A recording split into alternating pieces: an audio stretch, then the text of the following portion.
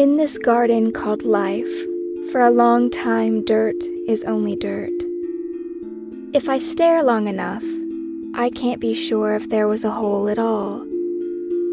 And how many seeds are under there now, waking or withering in the darkness. From the poem A Waste of a Life, written by me, K.B. Marie. And this is the true story of who killed my mother.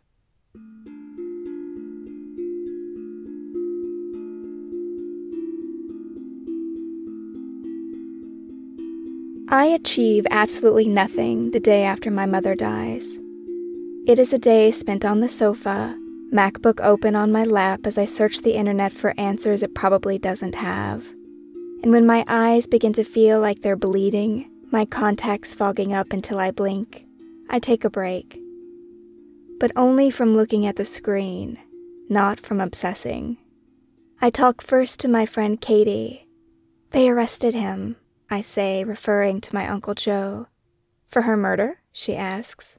For the outstanding strangulation warrant, I don't think you can officially be charged with murder until they have conclusive evidence. I don't think they have that yet. In fact, I must face the reality that they may never have enough to convict him. If it really was drugs that killed her, and he was the only one there that night, it would be her word against his, and she's dead. Nothing can stop him from saying that she took the drugs herself, from saying it's her own fault, whatever happened. I'm sure that when my uncle called to tell me my mother had died, there had been a reason he'd been reluctant to use the overdose story. The police didn't know her. They could take one look at her history and pin her as just another, quote, dead junkie. And I believe Joe was counting on that. As for the evidence, we're left with only 3 clues. Quote, the condition of my mother's body and how it was found, the state of her room, and lastly, my uncle's changing story, a story that didn't hold under interrogation. My uncle told me he went into her room Saturday morning and found her dead, that she was blue, that he wasn't sure what killed her, but he thinks she took something, that he, quote, knows what an overdose looks like. What my uncle told the police is that he came home from work and found her on the floor, that he put her in her bedroom hoping that she'd be better in the morning, that she'd sleep off whatever was happening, that he thinks she broke into his safe, took his heroin, that she had a history of heroin use, which was a lie, that they had fought about money that night, but that he hadn't hurt her, he swears. So where does that leave us? Detective Barnes sums it up well. I think he did something to her, I just don't know that I can prove it. My mind wrestles with the 2 versions of my uncle's story, as I try to decide which might be more true. At first, only a couple things are clear. My mother is dead, and my uncle lied to me. Katie, good friend that she is, helps me to tease apart his story. Assuming he's not lying about finding her on the floor, why didn't he call anyone when he found her? I ask. Because he's a bastard, is Katie's reply. It's not like he doesn't know what can happen, I say. If my uncle can walk into my mother's room and after one look claim it was an overdose, as he did on the day of her death, then either 1, he knows what she took and that it could kill her, or 2, knows what an overdose looks like. I suspect it's both. My Aunt Renee, my mother's and Joe's older sister, died of an overdose in December of 2003. He claims that he was there that day, that he was the one desperately trying to put clothes on my Aunt Renee after finding her naked in her bathroom floor. He wanted to dress her before the police came. Whether or not this is true, I can't say, but my uncle has been an addict for a long time. He's been on hard drugs alone for at least 20 years. He would have known what an overdose looked like. He would have recognized the symptoms while it was happening, not just what a body looks like after death, because he would have been on alert for those symptoms in himself. And he would have also known solutions like naloxone exist, that overdoses can be reversed if someone gets treatment in time. He had this knowledge when he found my mother unconscious. If he really came home and found her collapsed in the floor, he would have recognized it for the overdose that it was. He would have known, but he chose not to help her. Why? If I found someone unresponsive anywhere, I would call for help. Of course, here I'm being the over-rationalizer that I am, and I assume there must be a good reason. Why didn't he take her to the hospital? I ask. Maybe he was too stoned to drive? No. Katie stops me. She isn't having this. In fact, she's much more of a no-bullshitter than I am. He just drove home, she adds. Okay, so he can drive, but he doesn't want to. There's a thing called an ambulance, she says. Right, but he didn't call, so maybe the phone... She interrupts me again. The phone is working. You spoke to your mom that day, and he called you to tell you that she was dead. Well, maybe he was just scared to call the police? I ask. He doesn't have a great record with them, and there was the warrant. Yeah, well, he had no problem calling them to say she was dead, she finishes. I have nothing to add to this. She's right. The phone was working. The car was working.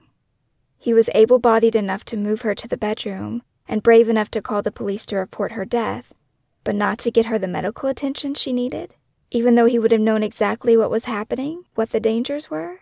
I just don't understand, I say, because clearly I'm still looking for a reason for this to not be true. There's nothing to understand. He's a bastard, Katie says patiently. Obviously. And there's the last piece of his story to consider. The bit about the broken safe. When he had first mentioned the possibility of an overdose, I had said, "You told me that everything was locked in your safe." It was, he insisted. Then how could she have gotten in? I don't know, maybe she broke in. Broke in, despite being physically weak and blind as a bat in both eyes. Katie is ready to dissect this too. Okay, she says. Let's assume he's telling the truth about locking everything in the safe, and I'm sure that his paranoid ass did. Are we to believe that the safe worked for 4 months, at least, since your grandmother died, and then just, stopped working? The safe is faulty now? No, it doesn't make sense. If the story is that all the drugs in the house, even my mother's prescriptions, were locked up in the safe, how did she get a hold of something that could kill her? It makes much more sense that any drug she came into contact with would have been a drug that he had given her. And if he'd given it to her, he would have been the one to buy it, to know what it was. Which leads me back to wondering why. How? How could he watch her overdose without helping her? How cold, how cruel does one have to be to do that? Of course, the only living person there that night, the only person who knows the truth of what happened, is my uncle. But he's a liar. How does one find the truth when the only witness is a master of deceit? I need something concrete, something I can read and understand, like an autopsy.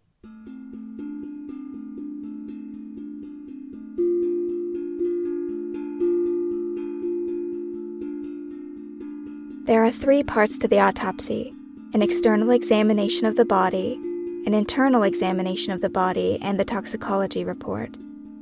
The external examination, as the name suggests, is the review of the exterior of the body. If he had beat her to death, if he wrapped his hands around her throat or stabbed her, anything violent, the cause of death could be determined from the exterior examination alone. The internal examination covers the organs like the heart, lungs, everything else that happens under the skin. If her hepatitis C caught up with her at last, if it was the cirrhosis of her liver or liver disease or lung disease from her chronic smoking, maybe even a stroke or heart attack, I suspect any of this could be determined from the internal examination. This part of the autopsy also checks for non-pathological causes. I want the medical examiner to look for air bubbles, Detective Barnes tells me, in case he shot her up with an empty syringe.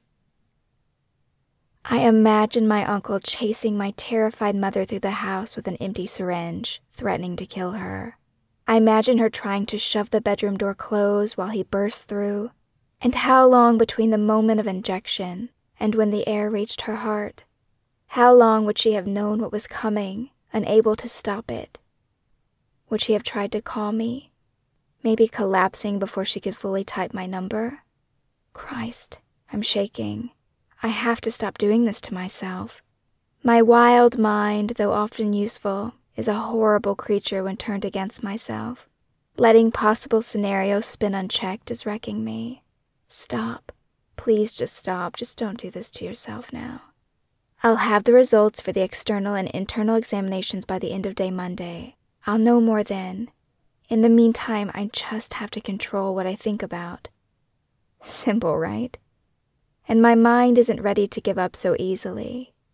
I think you might not know anything by Monday. You might never know anything. And it's not wrong. If an overdose really is the cause of death, it will only show on the toxicology report, the third part of the autopsy. Unlike the external and internal examinations of the autopsy, the toxicology report can take months to come back. I have to prepare myself for that. Of course, if the report shows heroin as the cause of death, I will know he killed her. My mother has never done heroin in her life. If it's in her veins, it's because he used it to make her death look like an overdose. He was counting on the system's apathy toward addicts as a mask for the perfect crime. I think it's telling that while he brought up the possibility of an overdose, he never once mentioned to me that he thought the drug was heroin. Is that because he knew I wouldn't believe him? Because who knew my mother's addictions better than I did? I've been given an intensive education of her vices all my life. My uncle couldn't have fooled me, but he could tell the police anything, probably believing that I would have no reason to speak to them.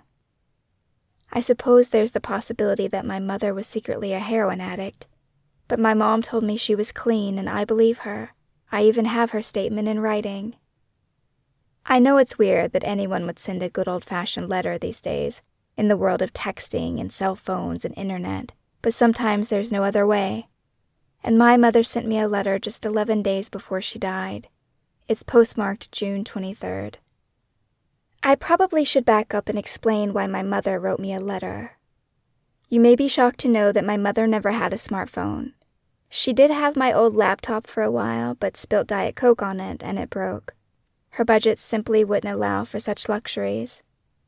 Before my grandmother's death, their income consisted of my grandmother's $1,200 Social Security check and my mother's $795 disability check.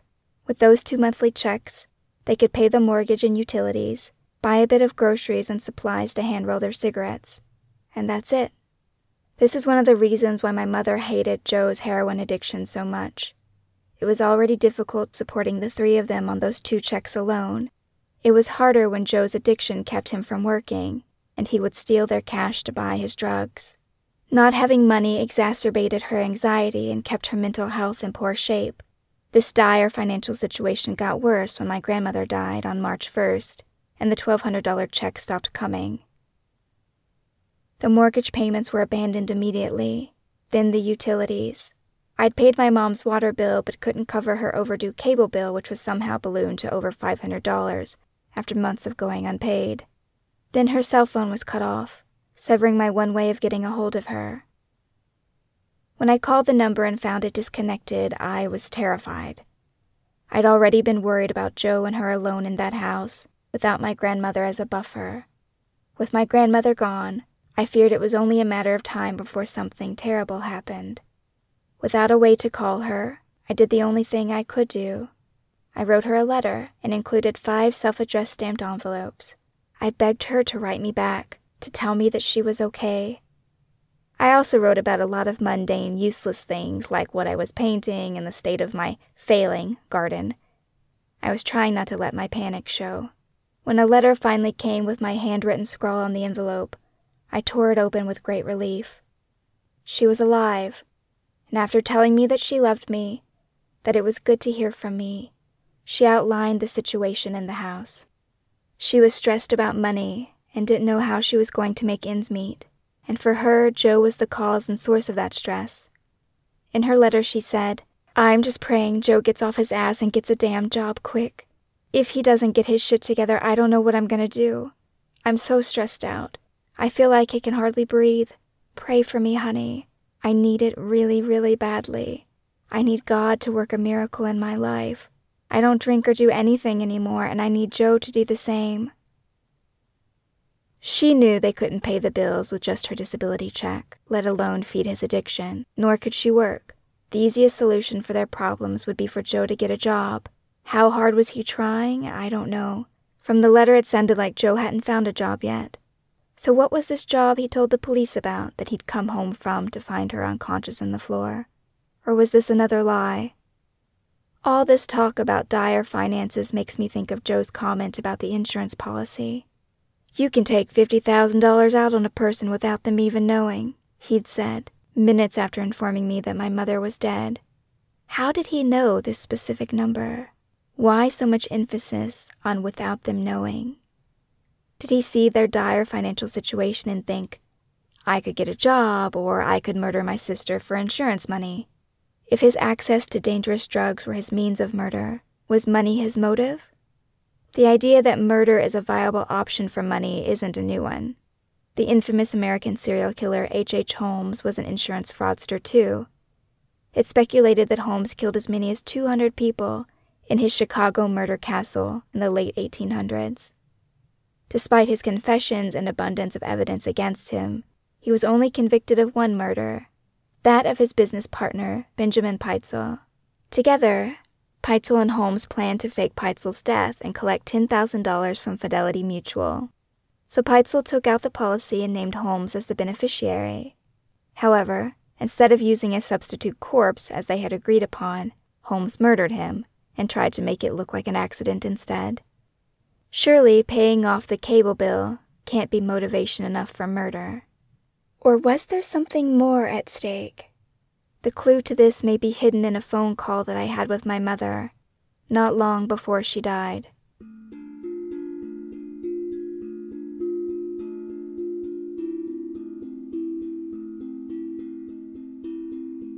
Full disclosure, I don't remember the exact day or time that we had the following conversation.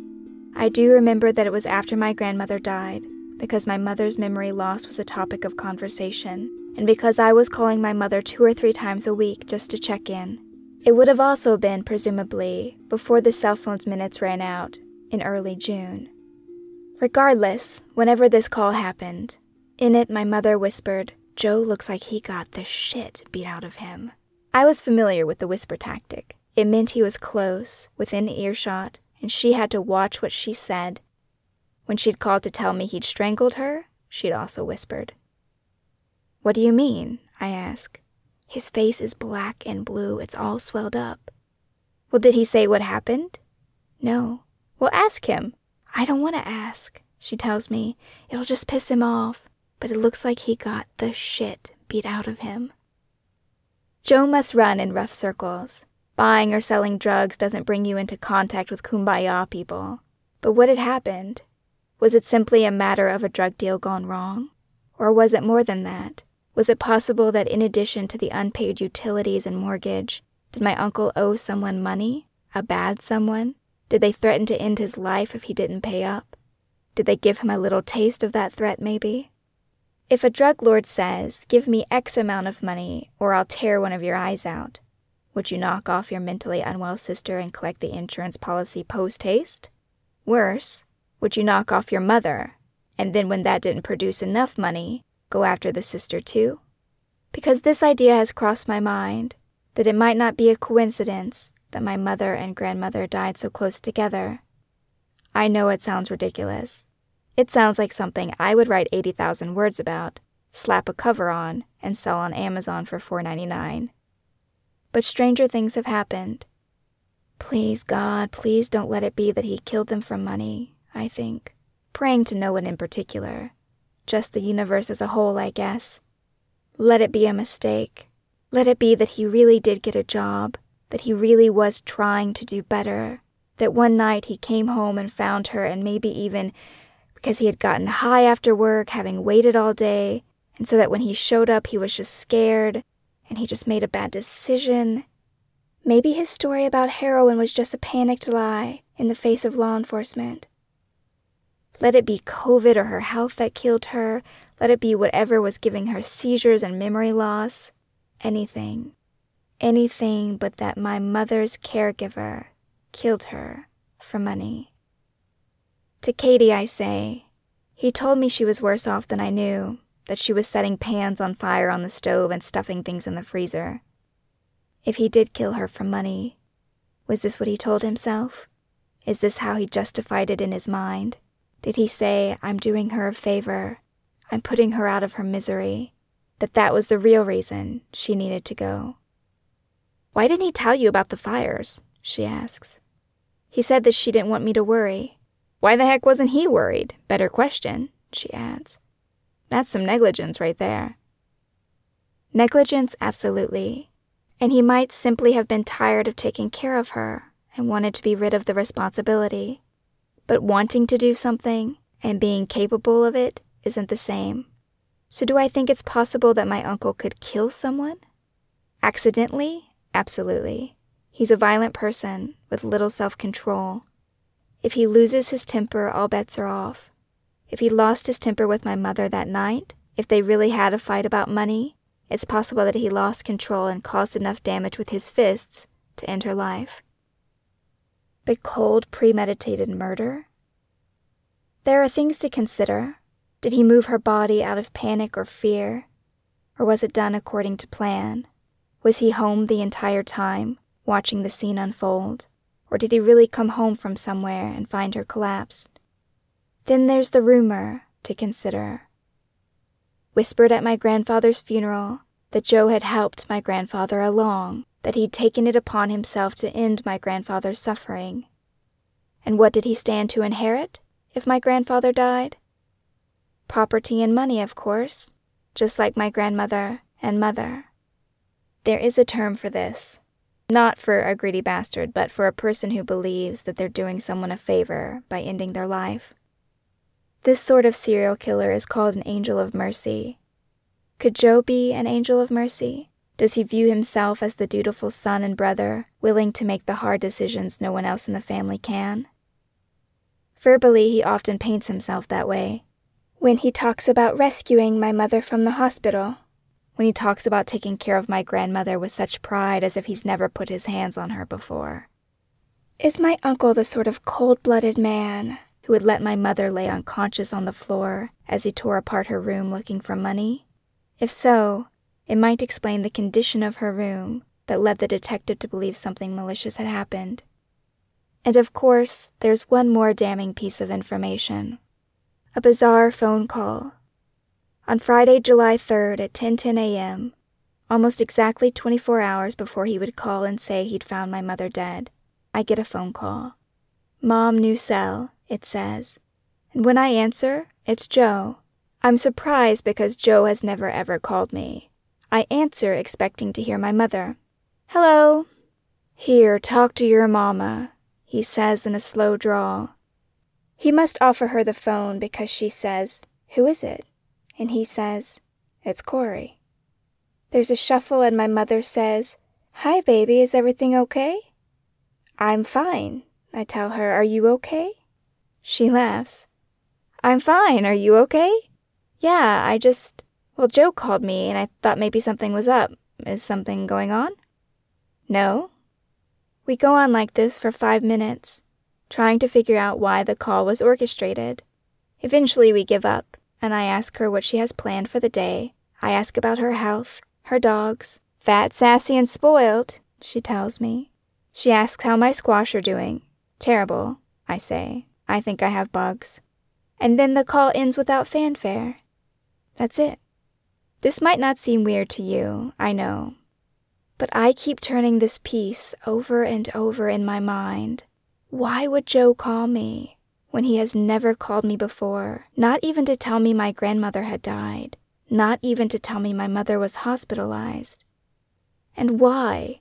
Of all the times that this anomaly of a phone call could happen, it happens hours before her death. Could it really just be coincidence? Or did he know what he had planned for that night and wanted to make sure that we had one last chance to say goodbye?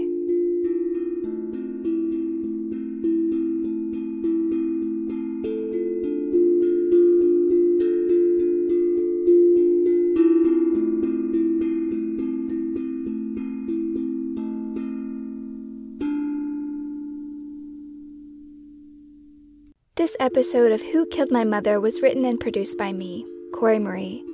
The music was also written and produced by me.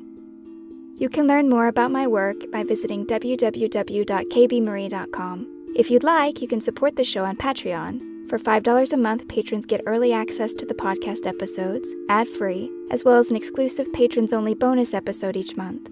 You can find the show at www.patreon.com, that's patreon.com/kbmarie. It takes a lot of time and energy to produce a podcast, and your support would be a tremendous help. Not to mention it lets me know that you enjoy the show and you want it to continue. If you can't support the show financially, that's okay. There's still a lot that you can do. You can subscribe to this YouTube channel, leave a comment below, and recommend the show to your friends. I would be so grateful if you did. And as always, thank you for listening.